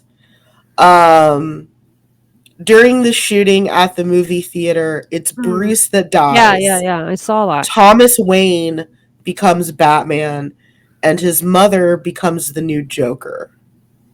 So in that universe, Batman and Joker are married. Yes. And canonically did have sex. I mean, honestly, are we just gonna? That is also a thing about these Western comics, right? That there are so many universes and so many Mhm. timelines that who are we to say that this? I mean, I think that makes it even more possible for a lot of these pairings and Right. ships to happen because there are all of these versions, there are all of these constellations. Who's to say that Batman and Joker haven't fucked at least in one of these universes? Well, and like comics are especially weird with that because okay, so in the DC comics, there's this thing called pink kryptonite, Mm. and it makes you gay. Oh, Yeah, well, clearly someone must have given me some as a child. yeah. I was exposed to pink kryptonite as a child. Oh, well, that So explains everything. yeah, that explains everything. So like, right, like there's this in canon, in universe dumb thing that makes you gay. In the Green Lantern universe, there are the Star Sapphires, which are ruled by love, and their lantern ring creates deep feelings of love. Huh. Yeah. Star Sapphires are my core. I hate the Green Lanterns, but I'm a proud Star Sapphire. Sure. I've Again, not been a comic. I have not a with comic book your fan. lies. I You know. and your incessant lying. I know. I googled all these things right Yeah. now. I Yeah. haven't known this information for years. I mean, Uh, clearly, you Googled all of this right now and you have like a 300 IQ since you're able to string together these very coherent arguments. I'm on to you. I know what you're doing. I know it's all a part of that long con. I'm not actually bisexual. I don't like anime. I don't like comic I books. knew it. I It's a knew it. con artist. You're just in this podcast for like the clout and I don't know. Yes, all the work I put into this show. I'm here. I'm here for the clout. Uh, but that superiority often is, yes, it's rooted in a lot of racism, a Yeah. lot of xenophobia, a lot of, yeah, like it is old imperialism. And it was like, oh, well, Western media is superior.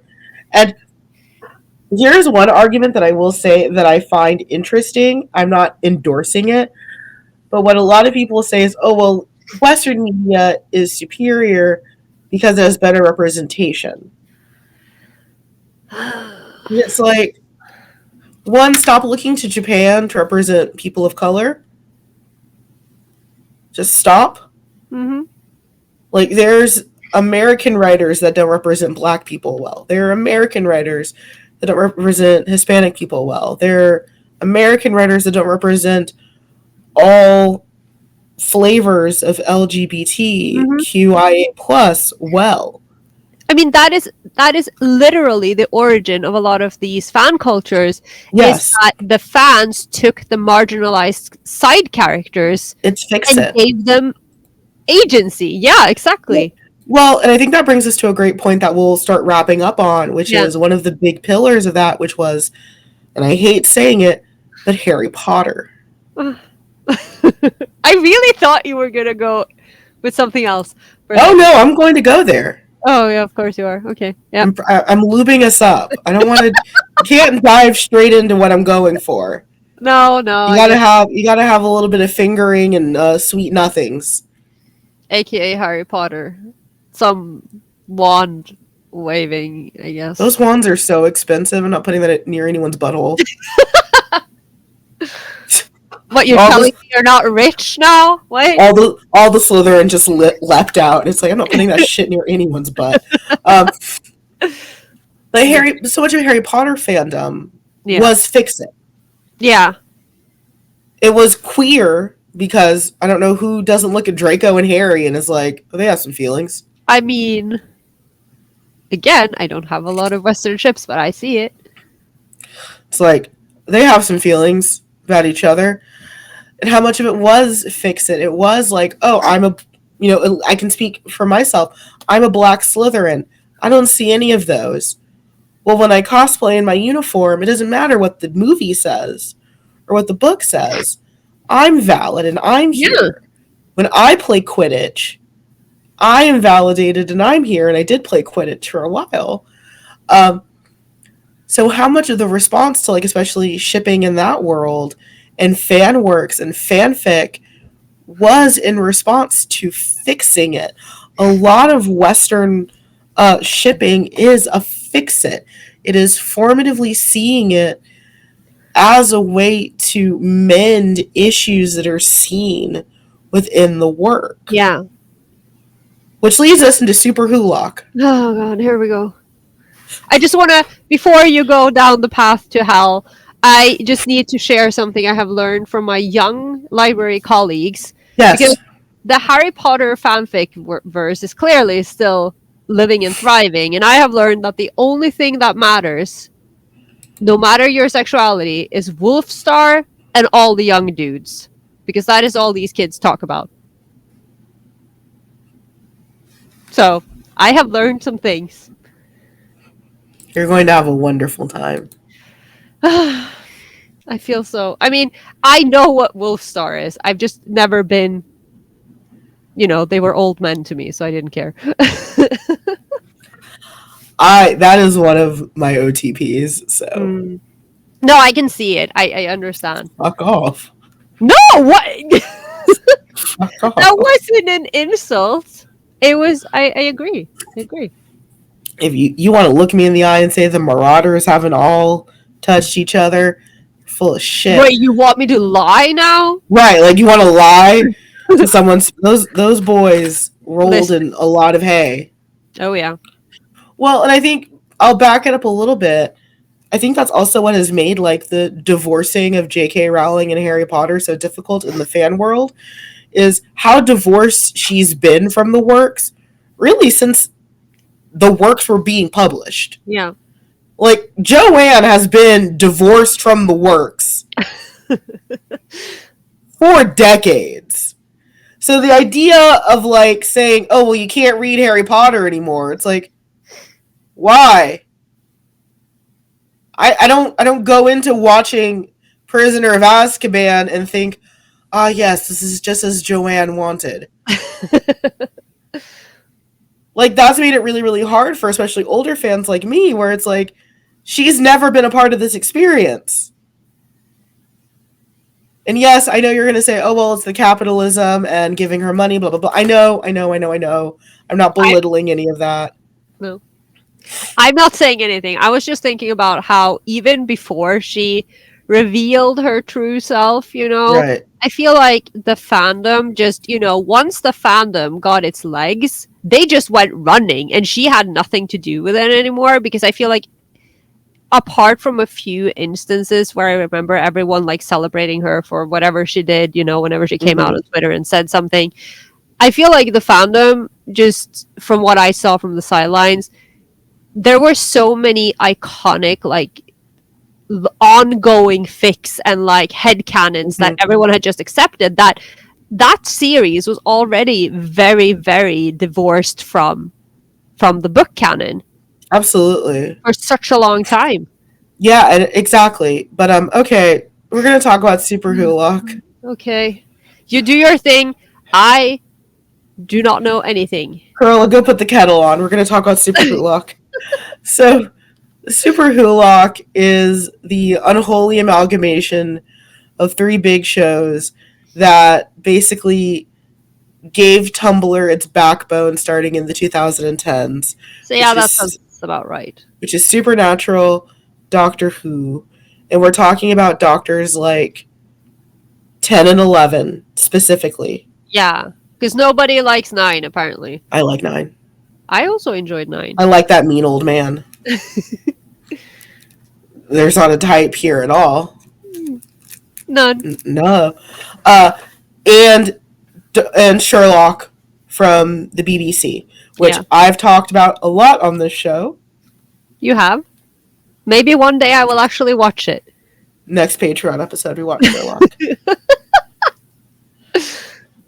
we don't watch like the first episode. We watch like the first introduction of Moriarty, so you can see what fucking drag queen Andrew Scott is playing. But if this is an option, why did we start on episode 1 of Kinporsche? Why couldn't I just show you episode 7? I don't know, Carola. You didn't think about that, but I did. No, I did, but I wanted to show you the first one. Playing 4D chess here. So, SuperWhoLock, when I say that you logged into Tumblr in 2010, I guarantee you everything on your dashboard was SuperWhoLock. Not on my dashboard because I used Tumblr Savior and I had that muted. I couldn't I didn't follow any of these shows and it was fucking everywhere and I just had to mute it. I think I actually muted it on Twitter. I think my Twitter still has it in its like blacklist filter. It was everywhere, and it was a lot of shipping. Now, for Doctor Who, it wasn't necessarily a lot of queer ship as much as it was self-cessed, because since the start of Doctor Who, there's been a lot of very self-cessy shipping stuff that you can do. Within Supernatural, there was obviously Dustiel was the big one, but there was also a lot of old Wincest.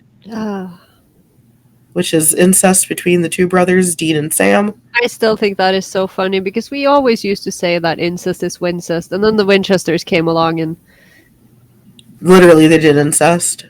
And then literally that became the ship name. I don't know, I think it's Wincest. Poetic in some way. It is. Even if I don't care about them in the slightest, I still and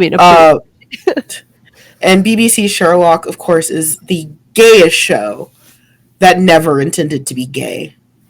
I don't know how, because even the original books are kind of gay. Yeah.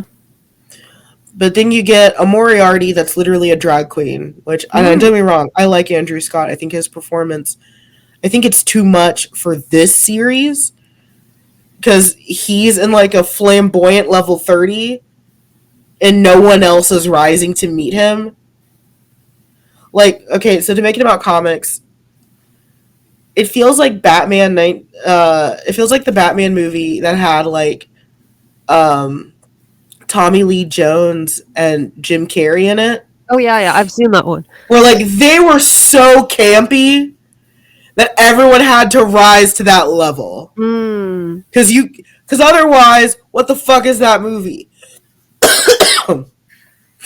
Moriarty is at like a Jim Carrey Riddler level, but no one's risen to his level. So he's just like a literal cartoon character, but in this like relatively grounded show.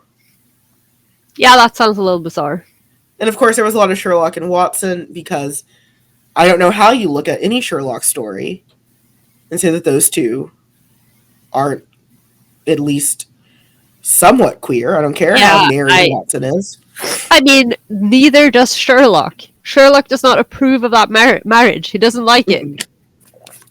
For reasons. And it's interesting because it brings up all of the like Sherlock clones. So like House is a Sherlock clone. Huh. Yeah. Really? Yeah, his best friend is oh my god, it is Watson.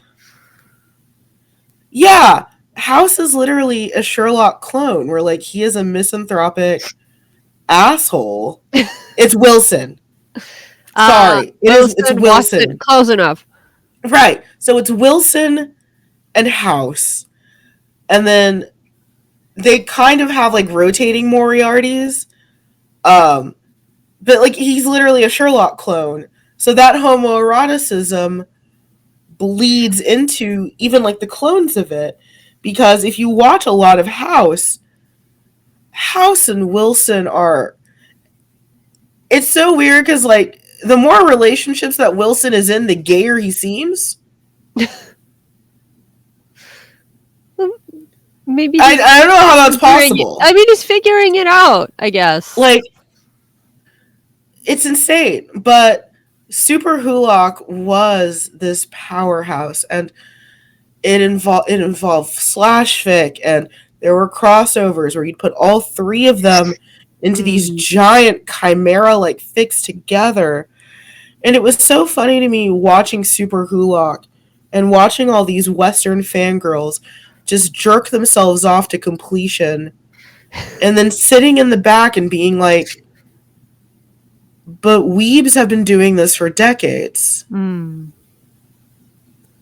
been doing this. Some of our stuff is even canon, like some of the Clamp stuff. Yeah. Where, like, canonically these characters cross over. Like, what do you... Like, and it was so funny to watch on SuperWhoLock, where it's just all these fangirls being so self-congratulatory and so proud of themselves.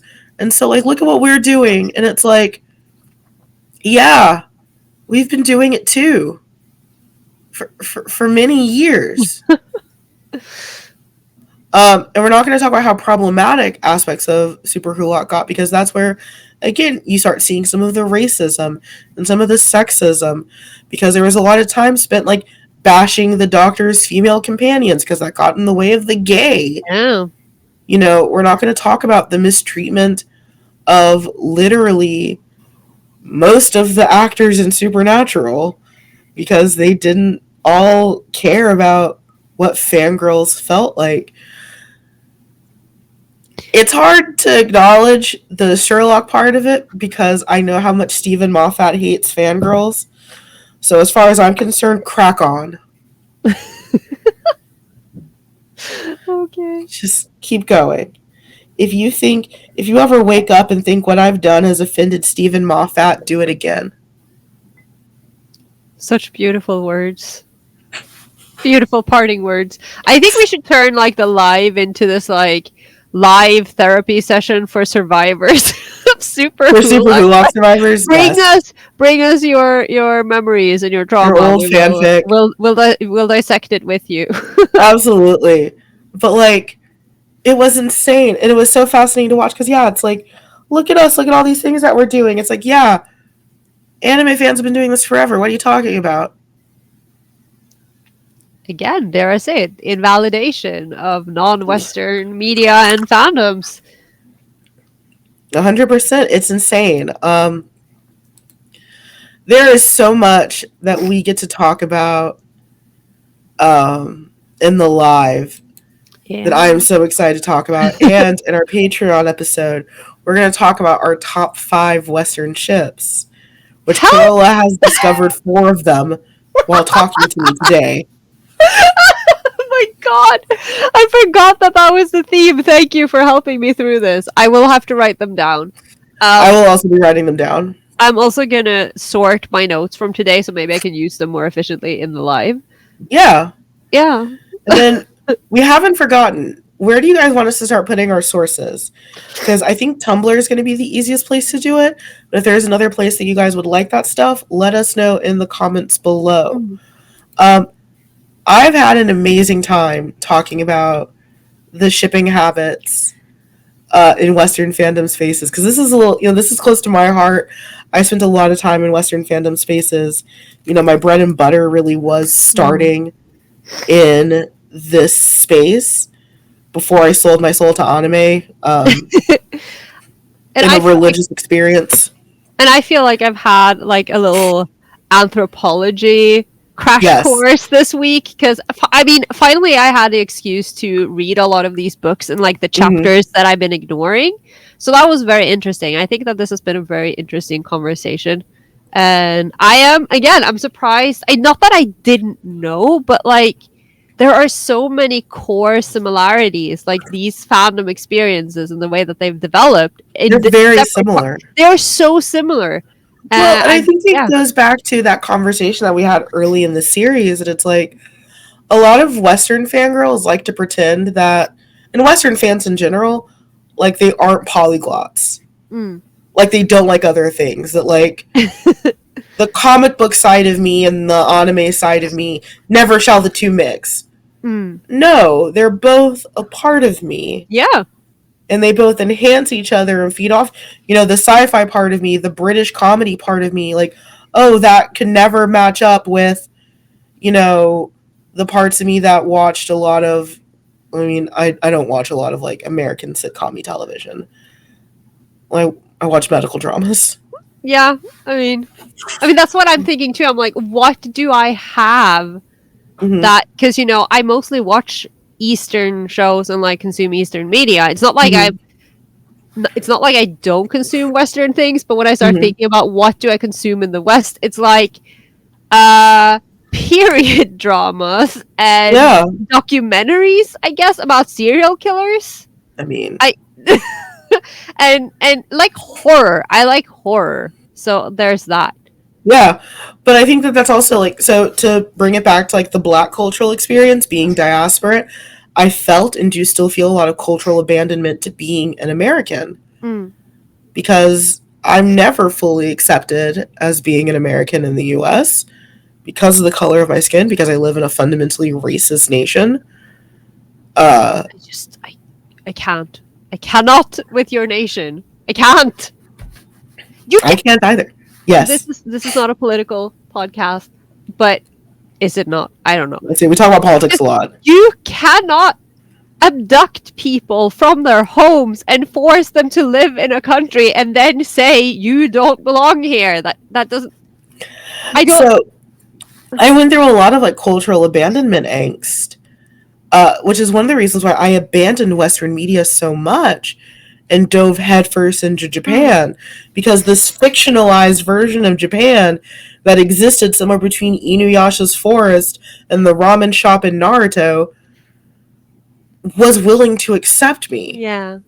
In all the places that America didn't, because I was too white, quote unquote, for the black kids, but I was clearly too black for the white kids. Fictional Japan accepted me. So I abandoned a lot of Western media, like 2010s. I was aware of it because I had a history with it. It's like I started watching Supernatural when I was in high school, like 2004, 2005. So I already had a history with Supernatural. I've been watching Doctor Who because my parents loved British television. And then Sherlock, I mean, I fought it kicking and screaming because I don't like that show. Oh, you're just a victim. I am.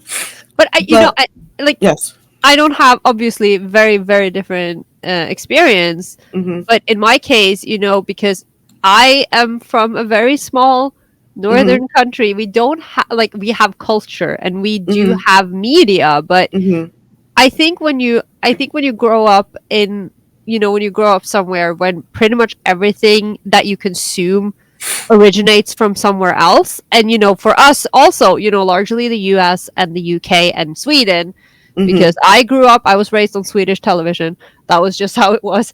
But that we became more susceptible, like we are more open to foreign media, to subtitles, to I think it was just natural for me to just fall into other countries' media, because it wasn't that different, because we are raised on American media, even though it's not it's not ours. It just feels like it, right? So it's very different experience, but yeah, and there's a lot of stuff that we'll also probably talk about in the live when it comes to, again, we're going to bring back some of those classist and racist implications. Hooray! Of the superior. I know, it's so exciting. I've had a lovely time talking about this as a good intro. Yeah. If you want to hear our Patreon episode where we discuss our top 5 Western ships, you can do so by supporting the show at patreon.com. And Carola, we have been sitting on this for months. Yes! Do you want to talk about next month's episode? I do. I feel like it will just come out as like a jumble of sounds. I've been so afraid of saying it, and I'm like, okay. No. Okay. We're very excited. February. So excited. Next month. Yes. So excited. We are having a most distinguished, amazing guest on. We're going to talk about something that we never talk about on this podcast, but in much more eloquent ways. We're going to be talking about purity culture with none other than Sam Aburime. Is that how you pronounce it? Aburime? Yes. Yes, of Rainy Studios, the scholar. We're going to finally talk about purity culture. And last Sam! year, that this is going to be the year of we need to call in an expert. And Sam is, I'm so excited. Oh my God, I'm so excited. Having them on the show. So that's something you can look forward to in February. It's been so hard to not accidentally just name drop Sam. We have literally been like sitting on this for months. And I've just been like, this isn't real. This isn't happening. We have to talk about it. We have to wait. We have to talk about it. We have to wait. Yeah. So I'm so excited for that. That's what you can look forward to in February. Carola, where can the good listeners find us? I mean, we are literally everywhere. We're like the plague of Yaoi. No, you can find us. I mean, obviously, we are on YouTube. We are on all of the not the YouTube platforms, all of the podcasting platforms. Yes. We're on Anchor, we're on Apple Podcasts, Mhm. we're on Spotify. You are on I Spotify. believe. Yeah, I'm not on Spotify, but I know we, as a podcast, are on Spotify. You can find us at the Yaoi Shelf on Twitter and Instagram Mhm. and on Tumblr. Mhm. Did I forget And on any? Blue Sky, if you And are, on Blue Sky, which I uh, have forgotten existed. Yes. if you are trying to migrate away from Twitter, Honestly, just Google at the Yaoi Shelf and you'll find us everywhere. you sure will. And This has Patreon. Join and our Patreon. Patreon. This has been an amazing first episode, despite me Yeah. dying of plague. I am so proud of you for making it through. You actually sound better than you did at the beginning. God bless American cough medicine. I don't know. That actually made me feel instantly concerned for you. Did I tell you about the one time that I was legally drunk off cough medicine at work? No. So I went into work, this was like years ago, and I had like a very, very similar like, chest cold. So I was taking this medicine, and I was just like taking like open swigs from the bottle because I had work to do. Oh my god. And I was feeling great. Yeah, of I was course like- you were. Yeah, it's 10% alcohol by volume. I was drunk. Oh my god. They're What do you mean wine. you're taking swigs? Aren't there like measurements you're Yeah, they're little supposed to measuring follow? cups. Yeah. No, I'm taking like open mouth Oh swigs. my god. I'm like, I feel great. Like you're legally drunk, Amanda. Your symptoms are not better. You are intoxicated. That sounds awful. It reminds me of a person I know who I think his dad is like a doctor, and he had some sort of infection, and he was like, "Oh, just take this cough medicine or whatever," and didn't he neglected to inform his son that this thing had morphine in it, Yes. and he didn't realize until he started hallucinating. So that was great.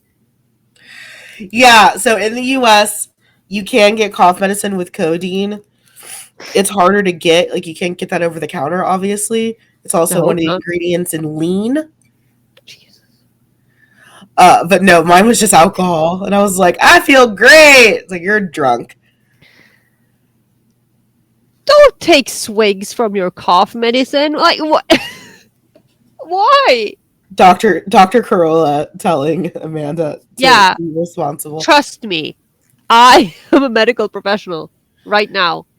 Right now, you trump all of my medical knowledge from all of my Yes. medical dramas. As long as it's not lupus. But it never is. My grandma had lupus. Oh my god. There's always a connection. Hmm. Thank you guys so much for listening. Thank you. We'll see you in a couple of weeks for the live. By then, I should be recovered. One should hope so. I do have asthma, so you never know. Please be careful and take care of yourself in the meantime. Girls, like, you can't die. It's the first episode of this season. Please don't die before we have Sam on. Can you just... Oh, I can die after Sam. Yeah. Try to make it until then. Okay, I'll try to survive until Sam is on. Yeah. Thank you guys so much, and we'll see you in the next one. Bye. Bye.